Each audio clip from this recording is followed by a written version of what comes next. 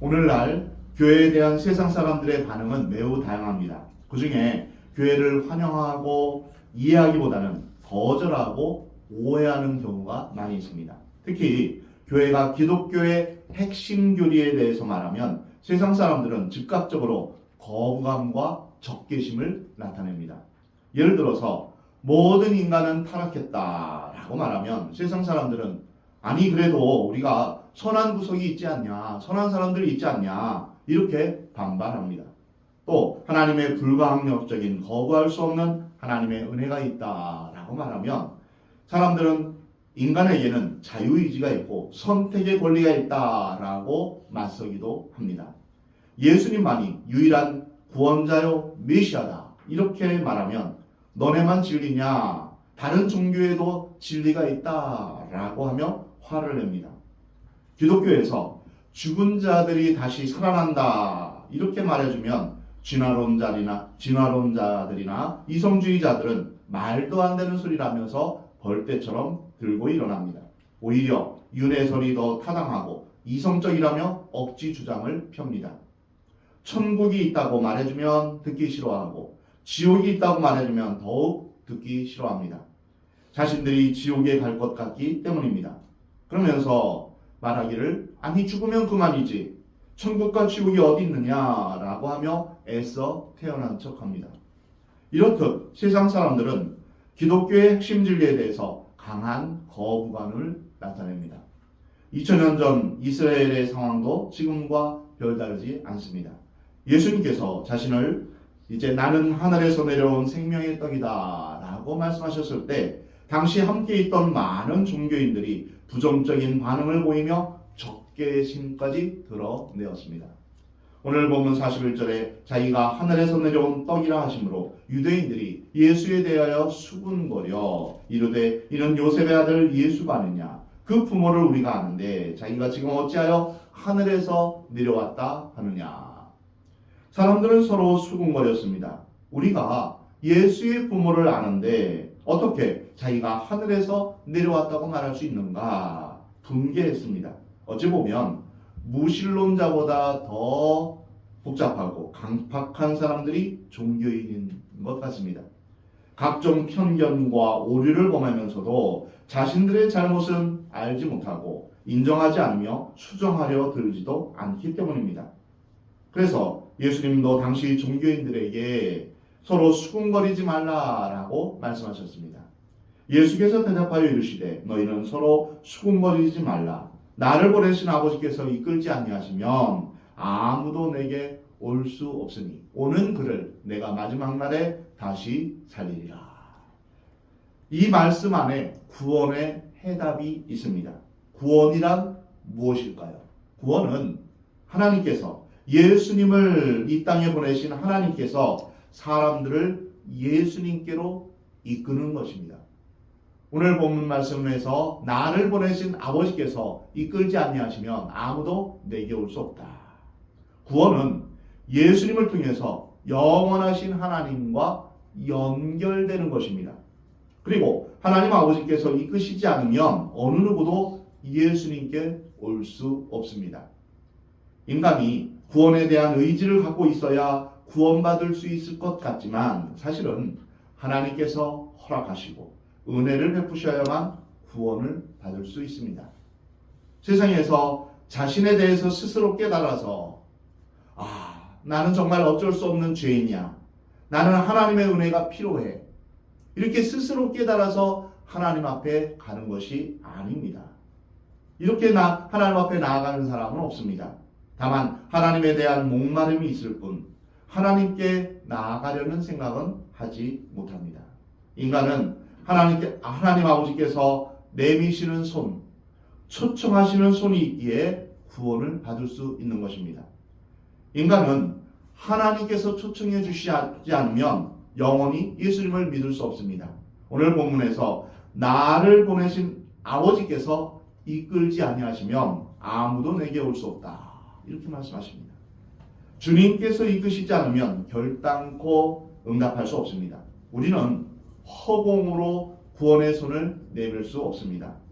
하나님께서 초청해 주시지 않으면 응답할 수 없는 것입니다. 그런 의미에서 하나님의 구원의 손은 두 가지 의미가 있습니다.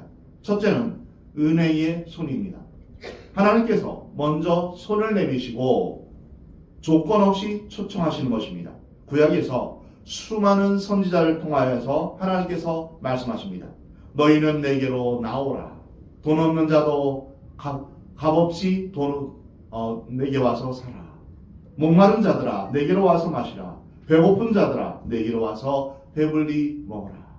하나님께서 초청하십니다. 신약에서도 예수님의 비유 가운데 천국은 마치 잔치를 베풀고 사람들을 초청하는 임금님과 같다. 이렇게 말씀하십니다. 하나님께서 먼저 우리를 초청하신 것입니다. 이것을 전제하지 않으면 인간의 응답은 있을 수 없습니다. 사람은 구체적인 대상을 두고 편지를 씁니다. 이름과 주소를 정확하게 써야 되죠. 근데 편지를 보내는데 이름도 아무개, 이름도 안 씁니다. 땡땡땡 이렇게 동그라미만 합니다. 주소도 안 씁니다. 그리고 우체통에 넣으면 이게 갈까요? 안 가죠. 도대체 주소를 정확히 하고 이름을 정확히 해야 그 편지가 갈 텐데 아무한테나 아무개 또는 땡땡땡 이렇게 하면 이 편지는 아무데도 갈 수가 없는 것입니다. 수신 대상이 분명해야지 편지를 써서 붙일 수 있습니다. 마찬가지로 믿는 것도 반드시 대상이 필요합니다. 믿음이라는 것에서 가장 중요한 것은 믿음의 대상입니다. 누구를 믿느냐입니다. 우리가 지난주에 세가족 성경 공부를 하신 분들은 알 것입니다. 믿음의 대상이 정말 중요한 것, 이것이 정말 우리에게 필요합니다. 그 믿음의 대상이 정말 믿을만 하냐? 이것이 핵심입니다. 하나님이 계시지 않는다면 인간은 도대체 어느 누구를 믿겠습니까? 하나님께서 부르시고 초청하시며 이끄셨기 때문에 인간은 응답할 수 있었던 것입니다.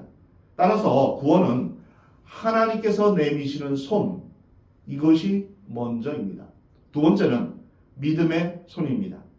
하나님께서 내미시는 손에 인간이 믿고 응답하며 손을 맞잡는 것입니다. 하나님이 내미시는 손과 구원을 요청하는 인간의 손이 연결되는 그 부분에 바로 예수 그리스도께서 존재하십니다. 하나님과 인간 사이에 예수님이 존재하시지 않는다면 두 손은 만날 수 없습니다. 구원이란 죽은 자가 살아나는 것입니다. 우리가 보통 착각하기 쉬운 것이 우리가 죽을 뻔했는데 살아났다. 이것이 아닙니다. 에베소서 2장 1절에 너희 허물과 죄로 죽었던 너희를 살리셨도다. 우리는 예수 그리스도를 믿기 전에 이미 하나님과 분리되어 있고 이 분리됨은 죽음을 말합니다. 하나님만이 영원하신데 그 하나님으로부터 떨어져 나온 존재라는 것이죠. 그래서 우리는 허물과 죄로 죽었었습니다. 죽었는데 하나님 앞으로 다시 연결될 수 있었던 것이죠. 곧 죽었던 자가 하나님과 단절되었던 자가 영원히 존재하시는 하나님께 연결될 수 있었던 것입니다. 오늘 본문 44절에 나를 보내신 아버지께서 이끌지 아니하시면 아무도 내게 올 수 없으니 오는 그를 내가 마지막 날에 다시 살리리라. 하나님과 인간 사이를 연결하시는 분은 바로 오직 예수 그리스도 한 분뿐입니다. 성경은 분명히 말씀하십니다.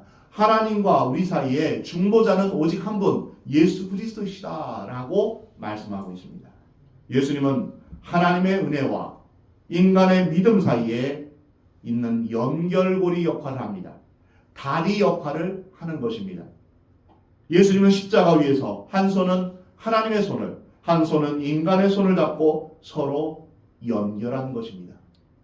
선지자의 글에 그들이 다 하나님의 가르치심을 받으리라 기록되었은즉 아버지께 듣고 배운 사람마다 내게로 오느니라. 하나님 아버지의 은혜는 풍성하고 조건이 없으며 영원합니다. 모든 사람들, 모든 죄인들은 다 내게로 오라 초청하십니다. 하나님은 우리를 초청하셔서 예수님께로 이끄셨습니다. 여러분이 주일에 교회에 올 수 있는 것도 하나님이 이끄시는 손길 때문이었습니다. 하나님께서 여러분을 초청하셨기 때문입니다. 교회에 습관적으로 오는 사람도 있지만 거기에도 하나님이 이끄시는 손길이 있습니다. 교회에서 맡은 일 때문에 오는 사람도 있겠지만 거기에도 하나님이 이끄시는 손길이 있습니다. 가족 중 누군가의 이제 눈치를 보면서 오는 사람도 있겠지만 거기에도 하나님의 손길이 있습니다. 하나님이 이끄시면 예외 없이 누구나 예수님께로 나오게 됩니다. 모든 성도는 기쁜 마음으로 하나님 앞에 나아가 즐겁게 예배할 수 있어야 합니다. 오늘 보면 45절에 아버지께 듣고 배운 사람마다 내게로 오느니라. 이는 아버지를 본 자가 있다는 것이 아닙니다. 오직 하나님에게서 온 자만 아버지를 보았느니라. 하나님을 보고 만져본 사람은 세상에 아무도 없습니다. 하나님은 영이시기 때문입니다. 그러나 하나님께서 이끄시지 않으면 어느 누구도 예수님께로 나올 수가 없습니다. 그러면 아버지께 듣고 배운 사람은 어떤 사람일까요? 하나님을 보지 못했지만 환경이나 여건, 심정 등 여러 정황으로 말미암아 예수님께 인도하심을 받은 사람들입니다. 어떤 사람은 인생을 살다가 실망한 나머지 자살 직전에 하나님께로 돌아오기도 합니다. 어떤 이는 외로움, 실패, 절망, 질병 등을 통해서 주님께로 이끌려오는 사람도 있습니다. 하나님을 본 적은 없지만 여러 가지 상황으로 말미암아 자꾸 하나님께로 이끌려 오는 것입니다. 그 와중에 예수님을 보았기 때문에 하나님도 본 것입니다. 따라서 예수님께서 나는 생명의 떡이다 라고 분명하게 말씀하신 것입니다. 오늘 본문 47절에 진실로 진실로 너희에게 이르노니 믿는 자는 영생을 가졌나니 내가 곧 생명의 떡이니라. 떡은 생명을 유지하게 합니다. 오늘날 밥과 같은 것이죠. 그 당시 이제 유대인들은 이제 빵을 먹었습니다. 바로 이것은 떡은 곧 빵을 말합니다. 주식을 말하는 것이죠. 이 떡 또는 빵은 생명의 양식입니다. 떡 없이는 양식이 없이는 생명을 유지할 수 없습니다. 우리는 며칠만 굶어도 우리는 힘이 없어서 제대로 정상적인 생활을 할 수가 없습니다. 그러면 생명의 양식, 생명의 떡이라고 할 때 생명은 무엇일까요? 여기에서의 생명이란 육체적인 생명을 말하는 것이 아닙니다. 이 생명은 하나님과의 새로운 관계입니다. 오직 하나님만이 영원하십니다. 인간들이 죄로 인해서 하나님과의 관계가 끊어졌다가 다시금 하나님과 연결되어서 하나님과 친밀한 관계, 순종의 관계, 사랑의 관계를 이어가는 것. 이것이 바로 생명입니다. 나는 포도나무여 너희는 가지니 저가 내 안에 있으면 그 사람은 열매를 많이 맺을 것이다. 우리가 하나님께 연결되어야만 영원하신 하나님으로부터 생명을 공급받을 수 있는 것입니다. 그래서 여기에서의 생명은 하나님과의 관계를 말합니다. 이러한 하나님과의 관계는 오직 예수 그리스도에 의해서만 연결될 수 있는 것입니다. 다시 말해 예수님만이 우리를 하나님과 연결하게 해주는 유일한 분이십니다. 예수님만이 우리에게 참 생명을 주시는 유일한 분이십니다. 이런 의미에서 예수님은 내가 곧 생명의 떡이다 이렇게 말씀하신 것입니다. 하나님 아버지께서 이끄셨기에 우리는 자신도 모르게 예수님께로 이끌려와서 믿음을 갖게 되었습니다. 예수님께로 나아가게 되면서 은혜와 생명과 기쁨이 충만해졌습니다. 콘센트에 전원이 들어가야지 모든 가전제품이 이제 원활하게 돌아갑니다. 그 전에 콘센트에 코드가 꽂혀 있지 않으면 그냥 생명이 없는 것입니다. 죽어 있는 것이죠. 먼지만 쌓여 있는 것입니다. 우리 인생도 마찬가지입니다. 하나님께 연결되어 있을 때 거기에 생명이 충만하고 기쁨이 충만하며 은혜가 충만해지는 것입니다. 전혀 예기치 못한 새로운 차원의 삶을 경험하고 나서야 하나님을 알 수 있습니다. 예수님이 인간을 구원하실 때 영원한 생명을 주시는 것이 그 핵심입니다. 우리가 예수님을 마음 가운데 받아들일 때 영생도 동시에 우리 가운데 오셨음을 성경은 분명하게 말씀하고 있습니다. 그래서 예수님은 스스로 생명의 떡이다라고 선포하신 것입니다. 생명의 특징은 죽음이 없는 상태입니다. 예수님을 믿으면 일반적으로 나타나는 특징이 바로 죽음의 그림자인데 이 죽음의 그림자가 사라지는 것입니다. 슬퍼하거나 절망하며 싸우거나 하는 것은 죽음의 그림자입니다. 살면 뭐하나, 죽는 게 낫겠다, 이렇게 말하는 것이 바로 죽음의 그림자입니다. 이렇게 삶을 염세주의적으로 비관적으로 보면서 이제 살아가는 것이 사라집니다. 대부분의 사람들은 죽음의 그림자라는 옷을 입고 살아갑니다. 머리가 아프다, 죽고 싶다, 괴롭다, 죽이고 싶다, 불안하다, 잠이 안 온다. 이것들은 모두 죽음의 그림자로 둘러싸여 있기 때문에 생기는 현상입니다. 인간이 상담을 필요로 하는 분야는 바로 죽음의 그림자에 대한 것들입니다. 그러나 예수님께로 나오는 사람은 생명을 얻게 됩니다. 그래서 예수님은 우리에게 범사에 감사하라, 항상 기뻐하라. 이것은 우리가 예수님 안에 거하기 때문에 가능한 것입니다. 생명을 얻은 자의 특징이 바로 감사와 기쁨입니다. 그 안에 예수님의 생명이 있으면 또한 성장하기 마련입니다. 성장은 자연스러운 것입니다.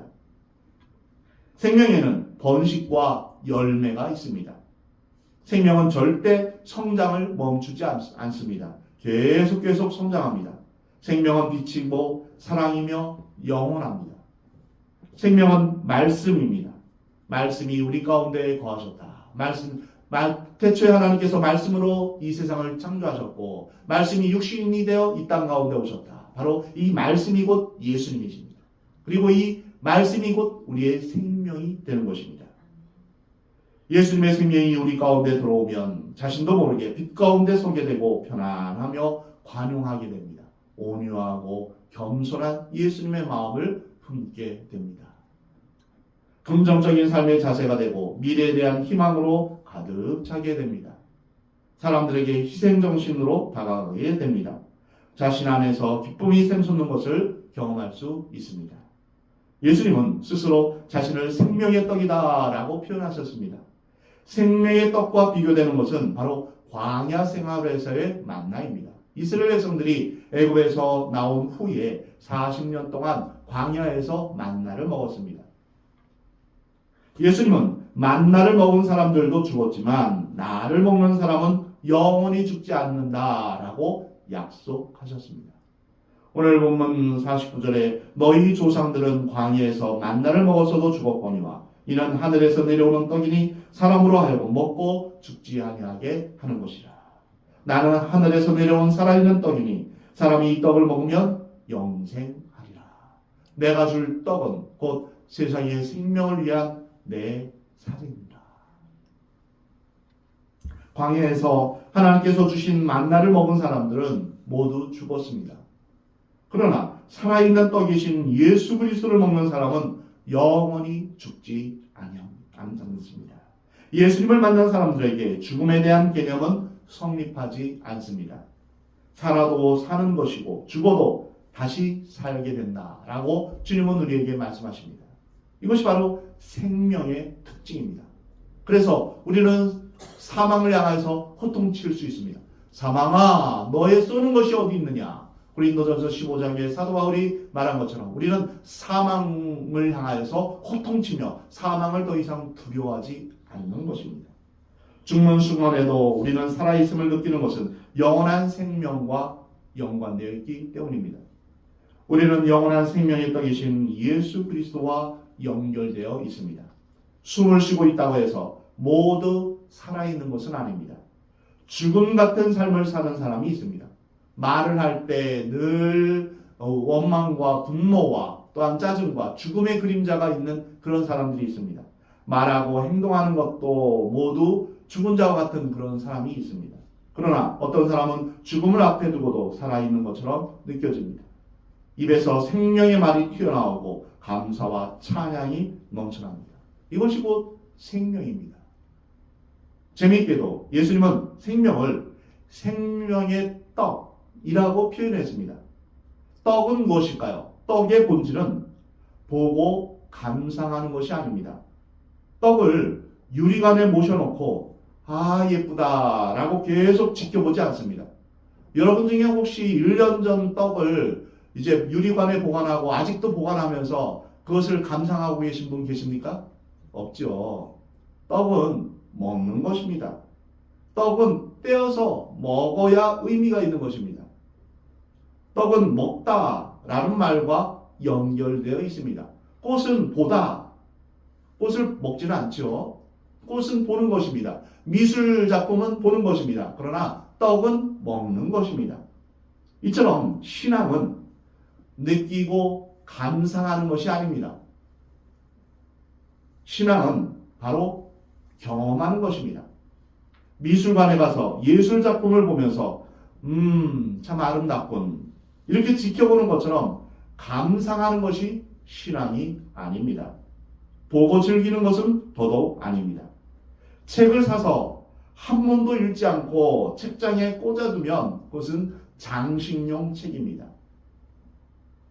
그 책은 자신과 아무 상관없습니다. 자신의 외부에 있습니다. 근데 그 책을 읽고 감격하며 감동하며 그 책의 내용대로 살아가는 것이 바로 책을 내 안에 받아들이는 것입니다. 신앙은 생명의 떡이신 예수님을 먹는 것입니다. 내 생활 안에 적용하는 것입니다. 평생 교회 다니면서도 생명의 떡을 먹지 않고 구경만 하며 방관하는 사람이 있습니다. 하나님의 말씀이 생명인데 이 하나님의 말씀을 매일 읽고 묵상하고 이 말씀대로 순종하며 살아가야 합니다. 생명의 양식을 우리가 먹어야만 합니다. 그런데 그것을 우리가 하지 않고 그냥 보는 것만으로도 그냥 만족해야 한다면 이것은 문제가 있습니다. 구경만 하며 방관하는 사람들은 이렇습니다. 찬양대가 노래를 얼마나 잘하는지 지켜봅니다. 이번 주는 좀 들어줄만 하군. 괜찮아. 어떨 때는 이 부분에는 음정과 박자가 틀렸는데 이렇게 말합니다. 하나님을 전심으로 찬양하며 내가 그 찬양 가운데 함께하는 것이 아니라 내가 온 마음으로 하나님을 예배하는 것이 아니라 그냥 방관자로서 구경만 하고 있습니다. 노래 부르는 것을 감상하고 평가합니다. 그리고 목사가 설교를 얼마나 잘하는지 살핍니다. 이번 주 설교는 들어줄만 하고 괜찮아. 그리고 또 어떨 때는 이번 주 설교는 아주 엉망이야. 내 마음에 안 들어. 설교를 평가합니다. 설교를 마치 강의나 강연쯤으로 생각합니다. 설교를 내게 주시는 하나님의 말씀으로 받아들이지 않습니다. 예배에 참석하여도 성도들이 예배에 얼마나 많이 참석했나 두리번거리면서 오늘은 몇 명이 왔나 오늘은 누가 안 왔나 이것을 지켜보며 이것을 관찰합니다. 내가 정말 하나님의 임재 가운데 깊이 들어가며 하나님의 은혜를 경험하는 것이 아니라 그냥 주변을 관찰할 뿐이죠. 헌금이 얼마나 많이 거쳤는가 이런 데에만 관심을 둡니다. 이런 식으로 10년을 교회에 왔다 갔다 해도 영적으로 전혀 배부르지 않습니다. 생명의 떡을 먹는 것이 아닙니다. 성도는 생명의 떡이신 예수님을 먹어야 합니다. 그래야 영혼의 살과 피가 됩니다. 예수님은 인간에게 객관적인 대상이나 주관적인 대상이 아니라 객관적인 대상이나 지식의 대상이 아닙니다. 예수님은 예수님, 나는 나 이렇게 별개로 생각해서는 따로 구별해서는 안 된다는 것입니다. 진정한 성도는 요한복음 15장 말씀처럼 예수님이 내 안에 내가 예수님 안에 있게 되는 것입니다. 그래야 열매를 맺을 수 있다라고 말씀하고 있습니다. 믿는 자들 안에 거하시는 영원한 분이 바로 예수님이십니다. 오늘 보면 25절에 그러므로 유대인들이 서로 다투어 이르되 이 사람이 어찌 능히 자기 살을 우리에게 주어 먹게 하겠느냐. 사람들은 이 예수님의 말씀을 영적인 관점에서 이해하지 못하고 기껏해야 겨우 식인종의 관점에서 이해합니다. 아니 자기 살을 어떻게 뜯어서 우리에게 주지? 이렇게 이해하지 못하는 것입니다. 육은 영을 이해하지 못합니다. 이성으로 영적인 일을 해석하려 들면 식인종밖에는 다른 방법이 없습니다. 다시 태어나는 것도 역시 마찬가지입니다. 어머니 뱃속에 들어갔다가 나와야 됩니까? 이렇게 다시 태어나는 것에 대해서 육체적으로 이해하려면 이게 이해가 되지 않는 것이죠. 물과 성령으로 거듭나야 된다 하시는 그 예수님의 말씀을 이해하지 못하는 것입니다. 아니, 우리가 어떻게 예수님의 살을 먹는단 말인가? 기독교를 식인종의 종교로 만들어버리는 것입니다. 실제로 로마 시대 때 핍박을 받을 때 기독교인들이 숨어서 몰래 성만찬을 하게 됩니다. 그런데 그것이 이제 오해를 받아서 그들이 식인을 하고 있다. 즉 사람의 살과 피를 먹고 마신다. 이렇게 이제 오해를 했었습니다.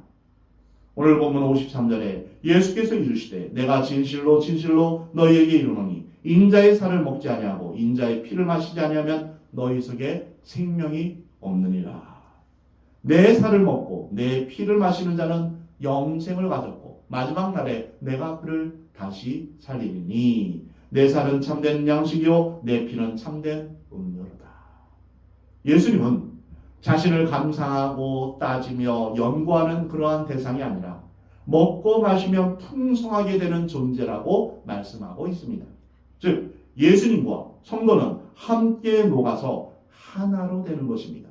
예수님이 내가 되고 내가 예수님이 되는 이러한 모습입니다. 내 살을 먹고 내 피를 마시는 자는 내 안에 거하고 나도 그의 안에 거하나니. 살아계신 아버지께서 나를 보내시매 내가 아버지께로 말미암아 사는 것 같이 나를 먹는 그 사람도 나로 말미암아 살리라. 요한복음 15장에서 내가 너희 안에 너희가 내 안에 이의 말씀과 같습니다. 바로 내 살을 먹고 내 피를 마시는 자는 내 안에 거한다. 나도 그의 안에 거한다. 사랑하는 성도 여러분, 여러분은 예수님의 살을 먹고 예수님의 피를 마셨습니까? 우리는 살아있는 떡이신 생명의 떡이신 예수님을 먹어야 합니다. 그분의 살과 피를 먹고 마셔야 다시 살아납니다. 예수님의 살과 피를 먹는 것을 상징하는 것이 바로 성만찬입니다. 우리가 추수감사주일에 성만찬을 했었죠. 예수님께서 십자가에서 살을 찢기고 피를 흘리며 죽임을 당하시기 전날 밤 제자들에게 성만찬을 베푸셨습니다. 예수님께서 떡을 가지시고 그것을 뜯으며 말씀하십니다.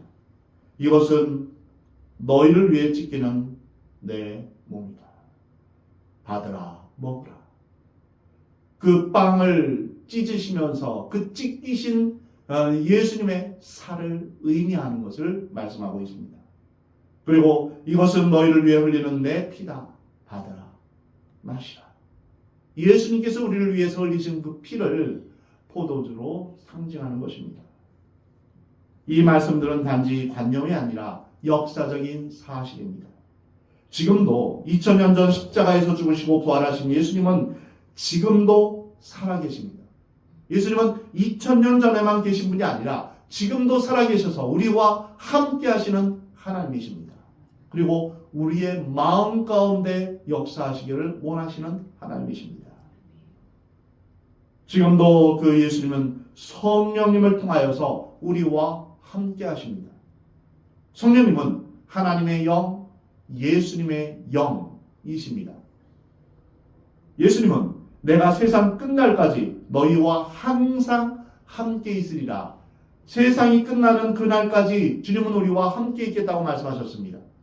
어떤 형태로요? 성령님으로. 예수님의 영이신 성령님으로 우리와 늘 함께 하십니다.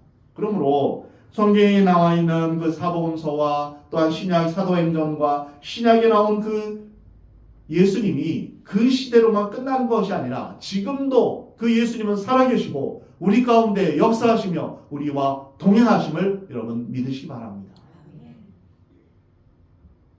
내가 세상 끝날까지 너희와 항상 함께 있으리라.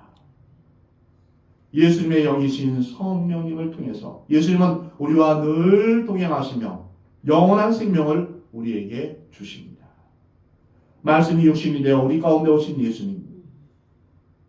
우리가 매일매일 말씀을 읽고 묵상하고 이 말씀을 내 삶에 적용할 때 예수님이 나와 함께하는 것입니다. 그러므로 여러분 매일매일 말씀을 읽고 묵상하시기 바랍니다.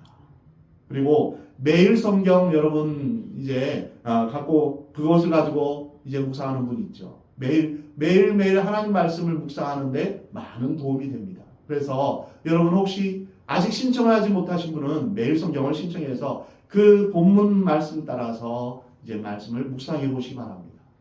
이 매일매일 하나님의 말씀을 묵상하는 것, 그리고 말씀대로 살아내는 것, 살아가는 것, 말씀대로 나의 삶에 적용시키는 것, 이것이 내가 주님과 하나 되는 비결입니다. 그리고 또 하나는 성령 충만입니다. 성령께서 내 안에 계신 것을 의미합니다. 성령께서 나를 주관하시는 것을 의미합니다. 이것은 바로 말씀 충만할 때 성령 충만하게 합니다. 성령 충만과 말씀 충만은 같이 가게 됩니다. 그래서 우리는 매일 매순간 성령 충만하기를 기도해야 됩니다. 성령 충만은 두 가지를 여러분 기억하면 됩니다. 우리가 호흡을 할 때 무엇을 내뿜죠? 나쁜 것을 내뿜죠. 이산화탄소를 내뿜습니다.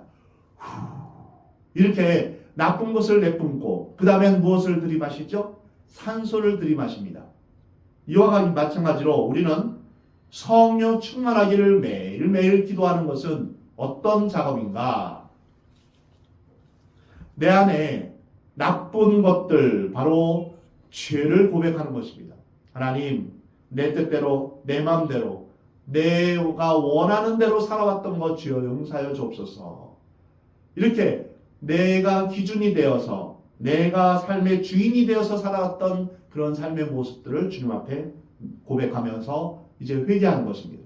회개 이후에 이제 성령 충만하기를 기도하는 것입니다.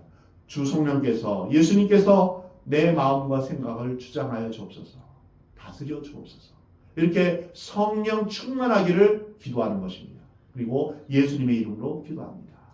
죄의 고백과 성령 충만하기를 기도하는 이러한 이제 기도가 우리의 삶에서 순간순간 있어야 됩니다. 아침이든 또한 출근하는 길이든 또한 낮이든 밤이든 언제나 이 성령 충만하기를 늘 기도해야 됩니다. 성령께서 내 마음과 생각을 주관하시기를 우리는 주님 앞에 기도해야 될 것입니다. 그래서 이렇게 주님과 늘 동행하며 살아갈 때 영원한 생명이 우리 가운데 늘 우리가 경험할 수 있습니다. 사랑하는 성도 여러분, 늙어서 죽거나 병들어서 죽는 것을 두려워하지 마시 바랍니다. 병든 것도 실패한 것도 상관하지 마시 바랍니다. 예수님의 생명이 들어오면 모든 사람은 다시 살아납니다. 예수님 말씀하십니다.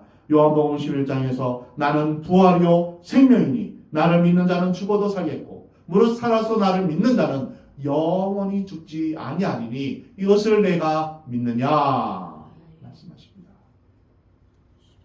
누구든지 생명이신 예수님의 살과 피를 먹고 마시면 영원히 살 수 있습니다.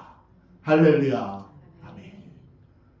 생명의 떡이신 그 예수님을 먹고 마시는 자마다 영원히 살 수 있다라고 주님은 우리에게 분명하게 약속하셨습니다. 사랑하는 성도 여러분, 모두 예수님께서 주시는 생명과 능력으로 충만하시기를 주의 이름으로 축원합니다. 우리의 마음과 영혼을 예수님으로 충만히 채우시기를 바랍니다. 더 이상 죽음의 그림자의 옷을 덧입고 살아가지 마십시오. 그것을 후를 던져버리고 생명의 옷, 또한 기쁨의 옷, 은혜의 옷을 입고 예수 그리스도로 옷 입고 살아가시길 바랍니다. 늘 말씀을 묵상하고 그 말씀을 나의 삶 가운데 적용하며 살아갈 수 있도록, 내가 말씀 따라 순종하는 것은 내 힘으로 내 능력으로 안 됩니다. 오직 성령께서 도우시고 성령께서 이끄셔야만 우리가 신앙생활을 온전히 감당할 수 있습니다. 내 능력으로 하다 보면 넘어지고 또한 낙심될 수밖에 없습니다. 오직 성령께서 내 마음과 생각을 지켜주시기를 기도하시 바랍니다. 그래서 날마다 주의 성령으로 충만하기를 기도하시는 여러분 되시 바랍니다. 우리 주님 말씀하십니다. 술 취하지 말라. 이는 방탕한 것이니 오직 성령의 충만함을 받으라. 이것은 성령의 충만함은 하나님의 명령이며 하나님의 뜻입니다. 그래서 우리는 매일 매순간 성령 충만해야 합니다. 나의 생각과 나의 입술, 나의 행동을 우리 주 성령께서 주관하여 주시기를 우리는 기도해야 할 것입니다. 그래서 늘 예수님의 풍성한 생명을 경험하며 살아가는 복된 여러분의 삶이 되기를 우리 하나님은 원하십니다.